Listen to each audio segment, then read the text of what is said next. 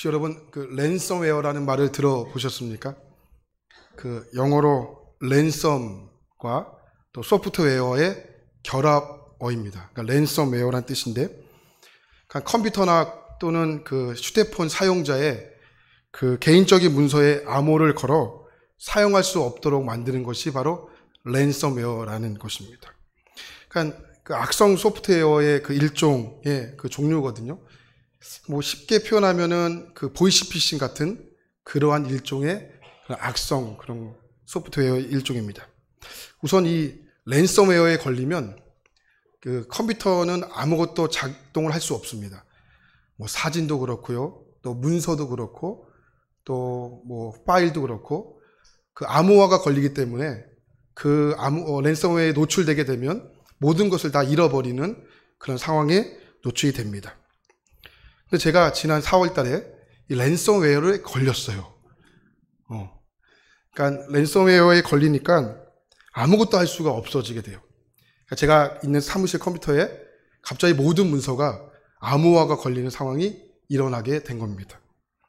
그러니까 컴퓨터 안에는 제가 지금까지 이렇게 사역을 하면서 걸어왔던 설교 문서, 모든 문서들이 다 들어있겠죠. 또 가족 사진, 또 교회에서 사역했던 문서들, 뭐 모든 것들이 다 컴퓨터 안에 있었는데 그게 일제히 암호화가 다 걸린 거예요.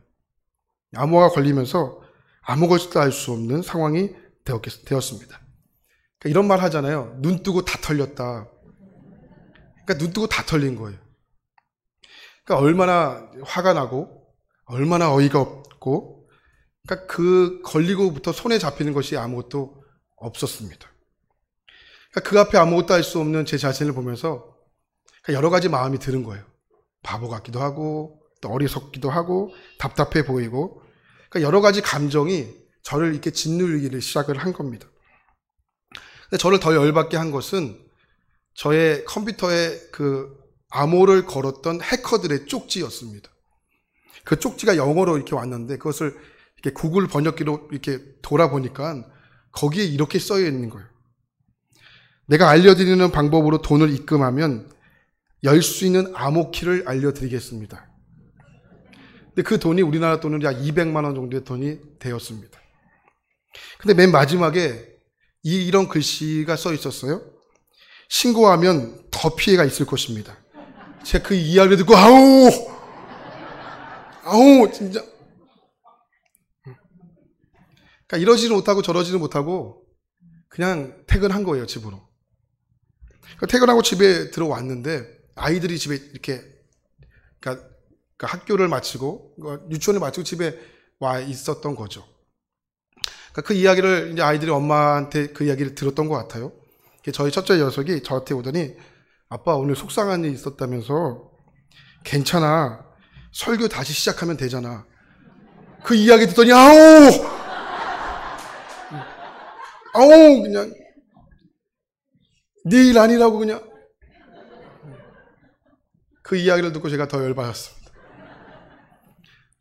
이런 말은 못하고 다시 교회로 온 거예요. 근데 그날 계속 저희 마음속에 그 아이 했던 말이 떠나지가 않는 거예요. 괜찮아, 다시 시작하면 되잖아. 이 말이 저희 마음속에 계속 떠나지가 않는 겁니다. 그런데 그날 저희가 하나님께서 말씀이 하나 생각나게 하셨는데 그 말씀이 에베소서 말씀이었어요. 4장 22절부터 24절을 보면 주님이 이렇게 말씀하세요. 너희는 유혹의 욕심을 따라 썩어져가는 구습을 따르는 옛사람을 벗어버리고 오직 너희의 심령을 새롭게 되어 하나님을 따라 의와 진리의 거룩함으로 지으심을 받은 새 사람을 입으라. 여기 새 사람을 입으라. 그런데 새 사람이 되기 위해서는 어떻게 해야 합니까? 옛사람을 어떻게 해요? 벗어버려야 하는. 그런데 이 버려지는 일과 입혀지는 일이 시간적으로 보면 이게 동시에 일어나는 일이에요. 입으려면, 그러니까 옛사람이 벗어지고 새 사람을 입으려면 이게 시간적으로 서로 분리되지 않고 이게 동시에 일어나는 겁니다.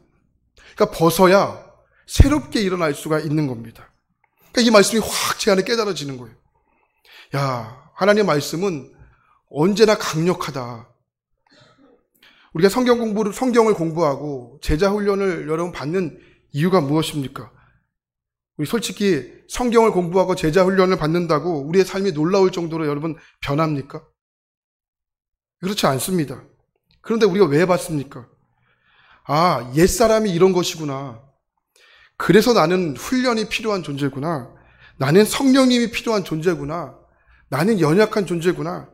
나는 이렇게 의지가 없는 존재구나. 이것을 아는 것이 훈련인 거예요. 우리가 성경 지식 하나 알기 위해서 배우는 것은 큰 착각이라는 거죠. 그래서 새해를 시작하기 위해서 필요한 것이 무엇이냐면 옛것과의 과감한 이별입니다. 옛것을 벗어나지 못하면 새해를 시작할 수가 없게 되는 거죠. 우린 매일같이 씨름합니다.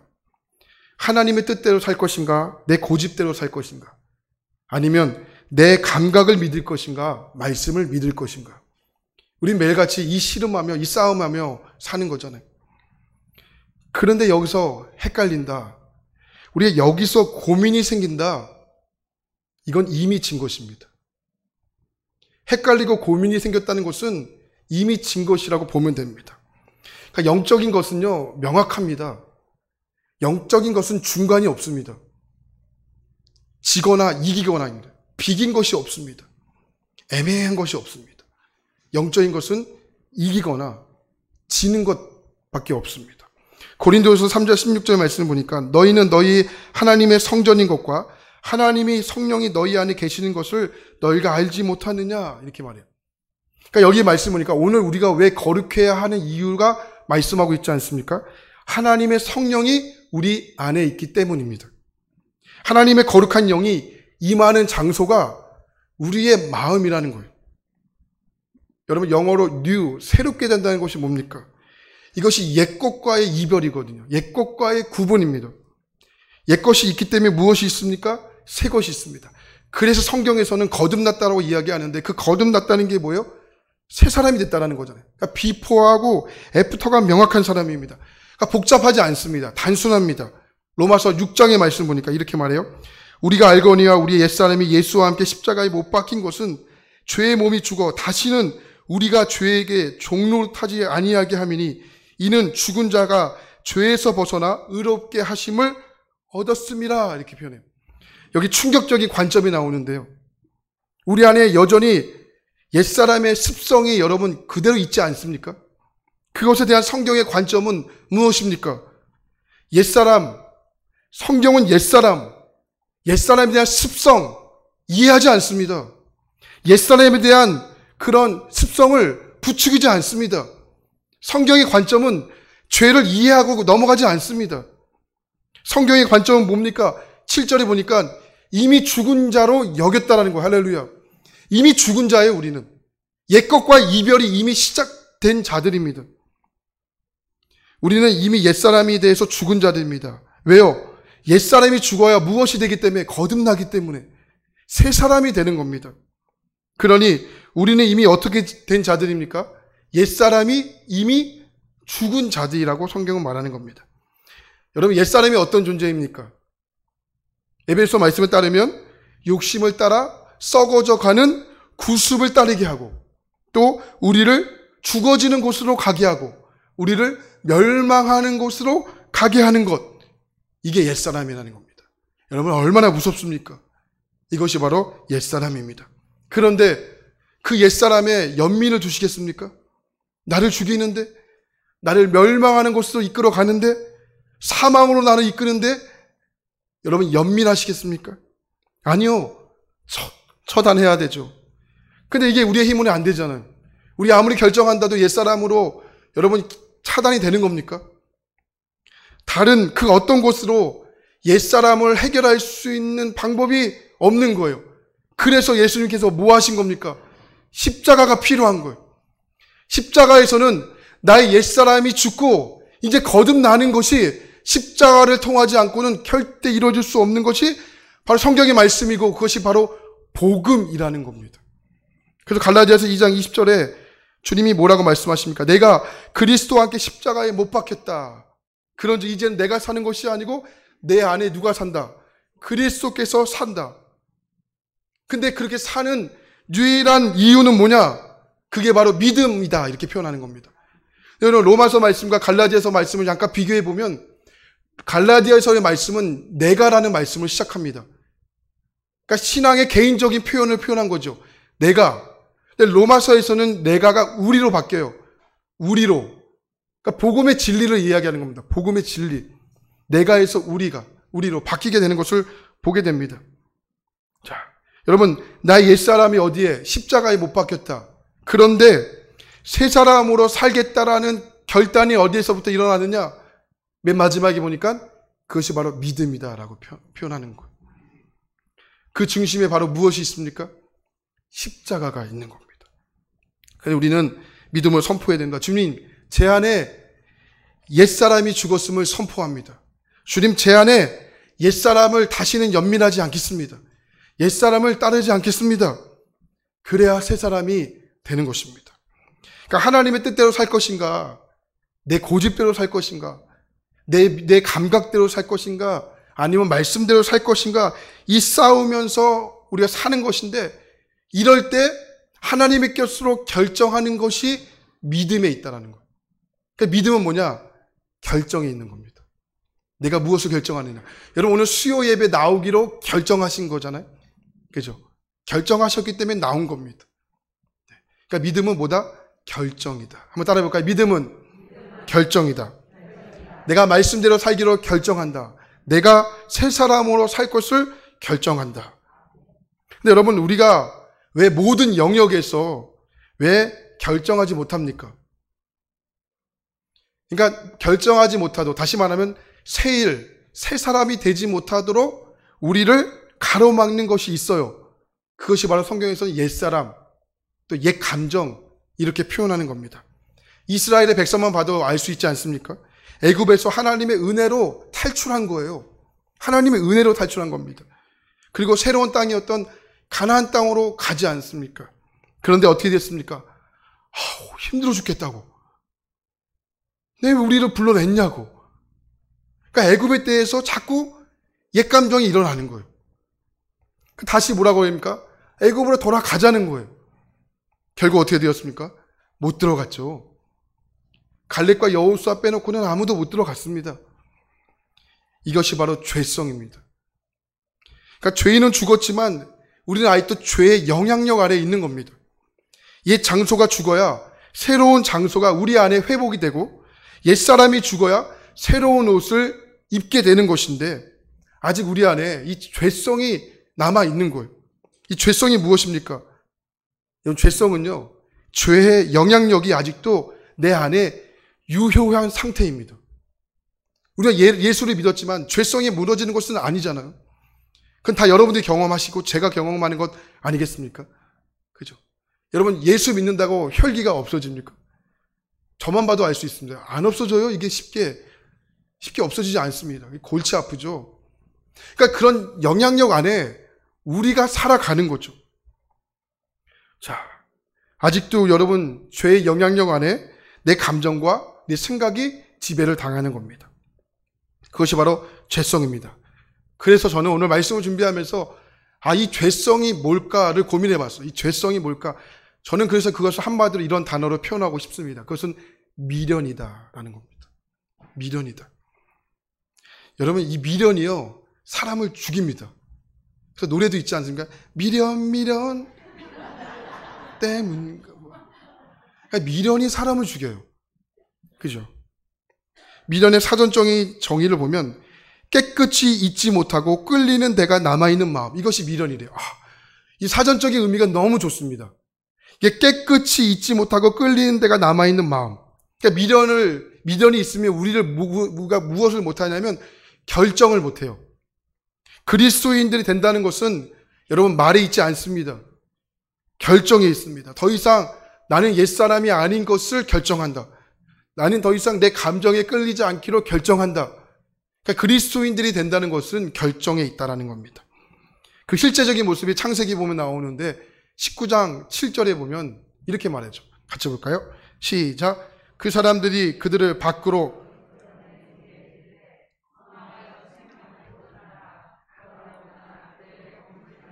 산으로 도망하여 멸망함을 이라. 아멘. 이게 소돔과 고모라에 대한 하나님의 사인이었거든요. 근데 19장 26절 말씀 보니까 이렇게 표현합니다. 롯의 아내는 뒤를 돌아봄으로 소금 기둥이 되었더라. 미련이 있는 거잖아요. 미련이 있었습니다. 뒤를 돌아보지 마라고 분명히 주님 말씀하셨는데 미련이 남아있는 겁니다. 하나님이 새 일을 행할 때 그래서 우리 가운데 미련을 두지 말라는 거예요. 옛사람을 과감하게 벗어버리라는 겁니다. 누가복음 27장 42절 말씀 보니까 32절 말씀 보니까 주님이 우리 가운데 아주 자각하십니다. 롯의 철을 기억하라. 오늘 우리 가운데 하나님 이것을 자각하라고 하시는 거예요. 미련 두지 말라는 거예요. 새 사람이 됐으면 옛 사람에 대해서 미련 두지 말라고 하나님 말씀하시는 거예요. 기억하라는 겁니다. 여러분 주님의 이름으로 단절하시기 바랍니다. 여러분들이 하나님을 결정하고 하나님을 따라가는 삶을 결정했다면 반드시 개런티가 있습니다. 그 뜻은 승리고 그 뜻은 약속이고 그 뜻은 축복입니다. 그렇게 됩니다. 갈라디아 성도들이 바로 사도 바울이 전했던 복음이 그겁니다. 너희들은 예수 그리스도로 인해 옛사람은 죽었고 이제 새 사람이 되었다. 그런데 여러분 3장 1절 오늘 말씀 보니까 사도 바울이 아주 이상한 말로 갈라디아 사람들이 이렇게 이야기를 해요. 3장 1절 말씀 같이 보겠습니다. 시작. 어리석도다 갈라디아 사람들아, 예수 그리스도께서 십자가에 못 박힌 것이 너희 눈앞에 밝히 보이거늘 누가 너희를 깨더냐.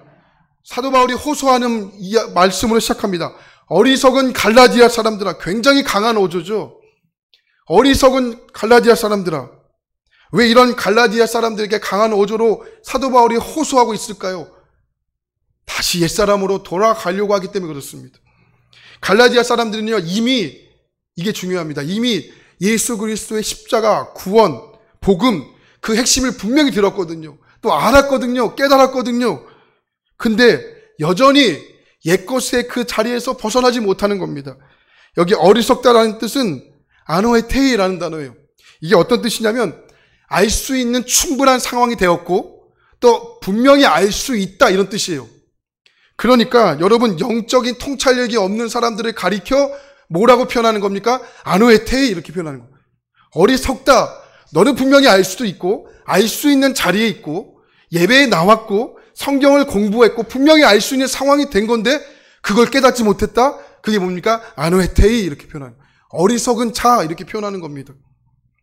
여러분 어떤 분이요 매우 심각한 병에 걸렸습니다.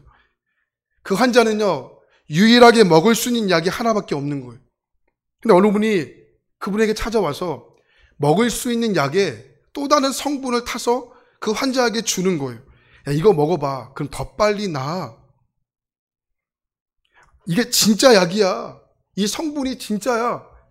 여러분 아무리 호드겨도 아무리 이렇게 설득해도 이걸 필사적으로 먹지 말아야 하죠.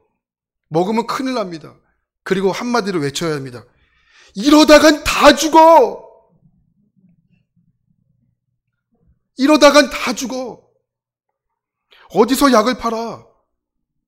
근데 여러분 그 약을 먹으면 어떻게 됩니까? 큰일 났습니다. 죽습니다.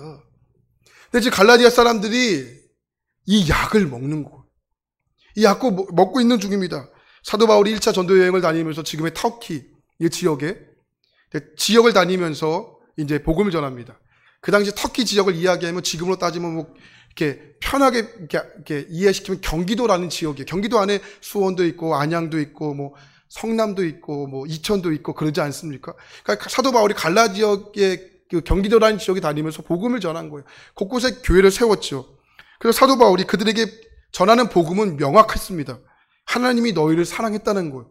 예수님 십자가에 죽으셨다는 겁니다. 새 사람을 입었다는 겁니다. 그게 바로 갈라디아서 1장 4절 말씀인데 1장 4절 말씀을 같이 볼까요? 시작. 그리스도께서 하나님 곧 우리 아버지의 뜻을 따라 우리의 죄를 대속하기 위하여 자기 몸을 주셨으니. 아주 짧은 문구 안에 갈라디아 성도들에게 사도 바울이 전했던 복음의 핵심이 있는데 그 핵심이 무엇이냐? 너희들이 아무것도 한 것이 없다는 거예요. 하나님 아버지께서 먼저 뜻을 정하시고 그리고 그 뜻을 이행하기 위해서 누가 오신 거예요? 예수님이 이 땅에 오셨다라는 겁니다. 왜요? 이 악한 세대에서 우리를 건지시기 위해서 하나님이 뜻을 정하시고 예수님이 그 뜻을 시행하시고 우리를 구원하셨다는 겁니다. 그러니 너희들이 한 것이 아무것도 없다. 이게 복음의 핵심입니다. 근데 갈라디아 사람들이 이 복음을 들은 거예요. 듣고 그들의 삶에 완전히 뒤집어졌습니다. 그 전에 그들의 종교 생활은요, 뭔가 짓눌린 것처럼 큰 짐이 그들 가운데 있었고요. 기쁨이 없었고요. 그냥 의무감으로 했던 그들의 신앙생활이었는데 이 복음을 들으니까 야, 우리가 아무것도 한 것이 없어. 예수 믿기만 하면 우리가 하나님의 자녀가 되는 새 사람을 얻은 거야. 그들 가운데서는 자유함을 누린 거죠. 자유함을 느끼게 되는 겁니다. 그런데 예루살렘 본교회에서 거짓 교사들이 갈라디아 지역으로 오게 된 거예요. 사도 바울은 그 자리에 없었거든요. 갈라디아 지역을 다니면서 이제 거짓된 복음을 갈라디아 사람들에게 전하기를 시작을 합니다. 그런데 여러분, 복음의 내용을 완전히 바꾼 것이 아닙니다. 그래서 혼란스러운 거예요. 성경을 믿지만 하면 우리가 이거 거짓이구나 알 텐데 이게 교묘하게 물타기를 하는 거예요. 거짓 교사들이 와서 이렇게 이야기합니다. 이방인들도 구원받는 일이 일어나구나. 야, 이방인들도 성령을 받는구나. 이 두 가지가 확인된 거예요. 그리고 나서 그 다음 문제입니다. 다 인정해놓고 여기다 한 가지를 더 물타기를 합니다. 그런데 이방인들도 구원을 받고 이방인들도 성령을 받는데 하나님의 자녀가 되기 위해서는 그걸로 부족해. 우리 조상들부터는 모세의 율법이 있는데 그 모세의 율법의 핵심이 뭐냐? 그게 할례야. 할례를 받아야 진짜 구원의 완성이 되는 거야. 근데 여러분, 이 갈라디아 사람들의 마음이 혹하고 흔들린 거예요. 야, 어쩐지 조금 이상하더라. 야, 이제 믿기만 하면 구원을 받는다고? 어쩐지 좀 이상했어. 이분들의 이야기가 훨씬 더 설득력이 있잖아. 그러니까 거짓 교사들의 말에 갈라디아 사람들이 훅 하고 넘어간 겁니다. 그러니까 이 소식을 멀리 있었던 사도 바울이 이 소식을 듣게 된 거예요. 그러니까 여러분, 사도 바울의 마음이 어떻겠습니까? 이게 다 들어가는 거예요. 이게 죽겠는 거예요. 사도 바울이 급한 마음에 펜을 들고 편지를 쓰죠. 그게 우리가 보고 있는 갈라디아서라는 성경입니다. 그 사도 바울이 갈라디아서를 이제 쓰면서 그 타 들어가는 마음을 호소하는 거예요. 3장 1절 말씀에 야, 어리석도다 이 갈라디아 사람들아. 분명히 너희들이 예수 그리스도의 십자가에 못 박혀 죽으심으로 우리의 모든 죄가 용서함을 받았음을 믿고 기뻐하였는데 어째서 너희들이 그 기쁨의 자리를 떠나려고 하느냐. 근데 여러분, 그 떠나려고 하는 이유가 뭘까? 보니까는 누군가가 너희를 미혹했다라는 거예요. 여러분, 우리가 미혹을 당할 때가 언제일까요? 우리가 여러분 언제 미혹을 당하세요? 미혹은요, 마음에 빈틈이 생길 때 미혹을 당합니다. 갈라디아 성도들에게 빈틈이 왜 생겼습니까? 그 빈틈에 누가 들어왔습니까? 거짓 교사들이 들어와 거짓된 복음을 그의 마음 가운데 심어준 겁니다. 그럼 그들이 왜 빈틈이 생겼을까? 여러분, 빈틈은요, 우리가 당연한 것을 하지 않을 때 빈틈이 생깁니다. 신앙생활에서 당연한 것을 하지 않을 때 이 빈틈이 반드시 생기게 되어 있습니다.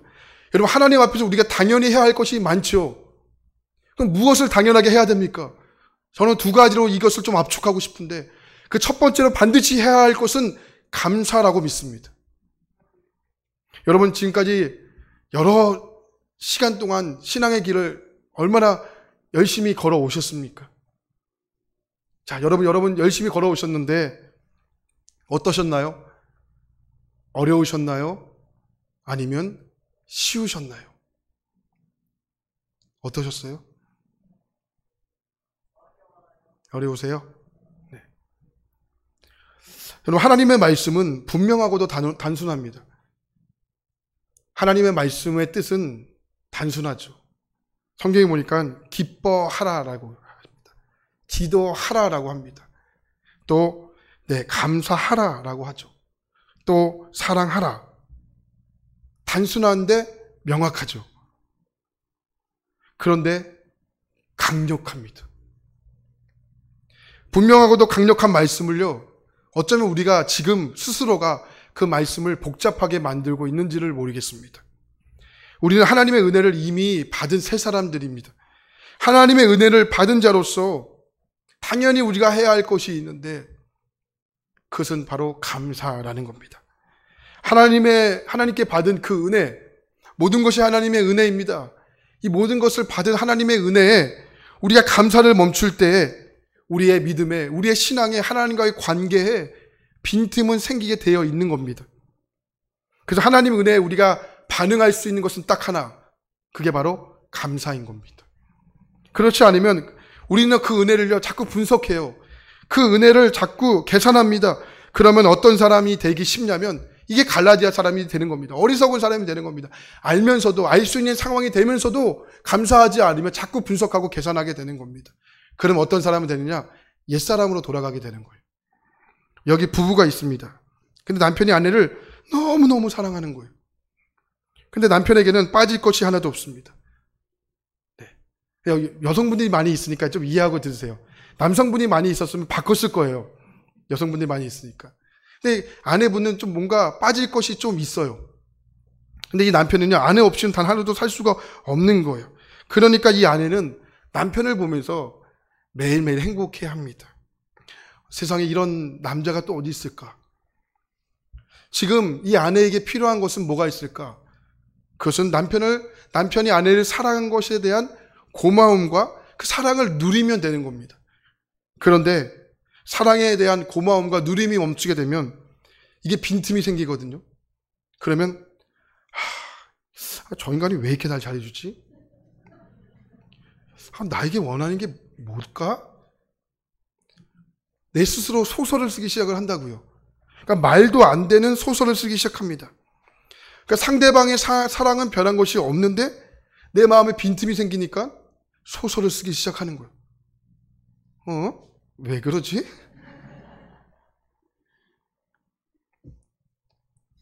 여러분, 하나님의 사랑을 비교할 수가 없는 겁니다.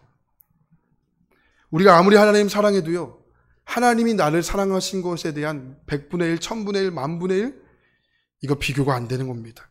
그래서 우리는 하나님의 사랑 앞에 당연하게 할 것이 이게 감사인 겁니다. 감사하면 되는 거예요. 그러니까 감사가 사라지면 우리의 신앙에 억지로 소설이 쓰여지게 되는 것입니다. 우리의 인생 가운데 은혜를 향한 감사가 사라질 때 두 가지 현상이 나타나기 시작하는데 그것은 뭐냐면 첫째는 은혜를 당연하게 생각합니다. 이게 교만이거든요. 이 둘째, 은혜에 대한 이상하게 여기는 의심이 생겨요. 그래서 감사함이 사라질 때 교만과 의심이 생기게 되어 있습니다. 여러분, 결과가 전혀 다른데, 교만과 여러분 의심이 전혀 다른데요, 해결하는 방법은 한 가지. 그게 뭐예요? 하나님의 감사에 대한 은혜를 잃어버리지 않는 겁니다. 감사가 사라지면 그래서 빈틈이 생기는 겁니다. 그 빈틈이 결국은 하나님과 나를 멀어지게 하는 것입니다. 그래서 갈라디아 사람들에게 사도 바울이 호소하는 거예요. 어리석도다. 너 알고 있잖아. 알 수 있는 상황이 됐잖아. 근데 왜 빈틈이 생긴 거야? 그러면서 2절에 뭐라고 말씀합니까? 2절을 볼까요? 시작. 내가 너희에게서 다만 이것을 알려 하노니 너희가 성령을 받은 것이 율법의 행위로냐 혹은 듣고 믿으로냐. 사도 바울이 왜 지금 갈라디아 사람들에게 성령을 이야기하는 것일까요? 갈라디아 사람들은 이미 성령의 충만함을 받은 사람들이었기 때문에 그렇습니다. 이미 그들은 그 성령을 통하여 믿음의 확신을 가졌던 사람들이었기 때문에 그렇습니다. 은혜를 경험했던 사람들입니다. 그런데 왜 그들은 경험하고서도 왜 이런 빈틈이 생긴 것입니까? 갈라디아 사람들 볼 것 없습니다. 우리만 봐도 알 수 있지 않습니까? 여러분, 우리는 하나님의 사랑으로 구원받은 자들인데 왜 빈틈이 생긴 것입니까? 우리의 신앙을 가만히 돌아보면 아까 권사님도 고백했지만 우리의 신앙생활이 어렵다고 이야기하는 이유가 왜 그럴까요? 그럴 때일수록 오늘 우리의 입술 가운데서는 감사함을 끊이지 않아야 되는 겁니다. 어려울수록, 힘들수록, 고통스러울수록 감사함의 고백을 우리의 신앙에 끊이지가 않아야 되는 겁니다. 빈틈이 생깁니다. 우리의 평상시에 일상에서 여러분 주님과의 동행함이 없이는 여러분 예배를 드린다라고만 생각을 해보십시오. 이게 하나님의 임재가 우리 가운데 충만히 임하는 것을 매일같이 경험하겠습니까? 그렇지 않습니다. 하나님을 아는 것으로 힘이 없습니다. 물론 하나님의 아는 것으로 이것은 여러분, 안다는 것은 절대 지식이 아니죠. 이거는 교제이고 이것은 하나님과의 사귐입니다. 결국은 무엇입니까? 하나님과의 동행이죠. 우리가 성경을 지식으로 배우는 것이 아닙니다. 여기 깨우는 겁니다. 이거 깨우지 않고서는 신앙에는 능력이 없습니다. 그러니까 우리가 하나님 앞에 나와 예배할 때는 이것으로 듣고 여기가 커지잖아요. 그래서 우리가 뭐라고 이야기합니까? 영적인 가분수라고 이야기하잖아요. 그럼 여기에 커졌던 이것이 이곳으로 내려가야 되는데, 이곳으로 내려가기 위해서 필요한 것이 뭐냐면 그것이 여러분의 일상인 거예요. 일상에서 주님께 들었던 말씀을 실제로 우리가 살아내고 여기서 여기로 내려가지 않으면 이것만 커지게 되니까 우리가 교만해지는 겁니다.